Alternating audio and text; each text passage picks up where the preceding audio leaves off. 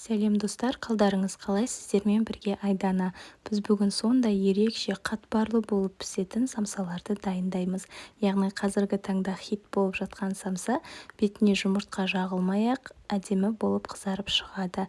Ең алдымен менің каналыма тіркеліп, қоңырауша белгісін басып өтуді ұмытпа.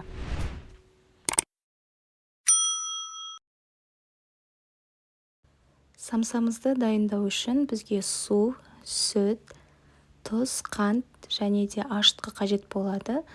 Барлығын жақсылап ерігенше араластырып шығамыз және де сұйық майымызды құйып, ұнымызды салып жұмсақ қамыр илеп алатын боламыз. Және де оны тындырып қоямыз. Тынған қамырымызды 3 бөлікке бөлеміз. Яғни біз крахмал, кукурузды крахмалдың көмегімен қамырымызды жаятын боламыз. Сонда біздің қамырымыз сондай қатпарлы және үгілмелі болып шығады.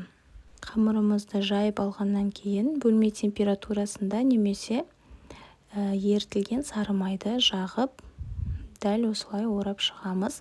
Және де бұны салфанға салып, жарты сағатқа тоңазытқышта қалдырамыз.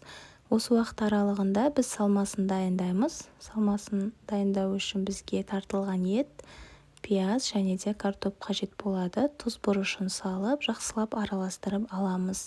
Одан соң қамырымызды алып, осындай бөліктерге бөлетін боламыз. Яғни үлкендеу бөлікке бөліңіздер. Және де самсаны дайындау үшін формасын келтіріп кетеміз. Қатпарлы болып кесілген қамырымыздың бір жағын ішіне қаратып, осылай жан жағын жұқартып, астынан түйіп шығамыз. Сонда келесі екінші беті бізде самсамыздың бетіне қалады. Жан жағына кунжутты айналдыра отырып жабыстырып шығамыз. Ешқандай да жұмыртқаны қажет етпейді. 180 градуста 40-45 минутта пісіріп алатын боламыз. Біздің сондай әдемі самсаларымыз дайын болды. Міндетті түрде жасап көріңіздер. Және де каналыма тіркеліп кетуді ұмытпаңыз. Ас болсын!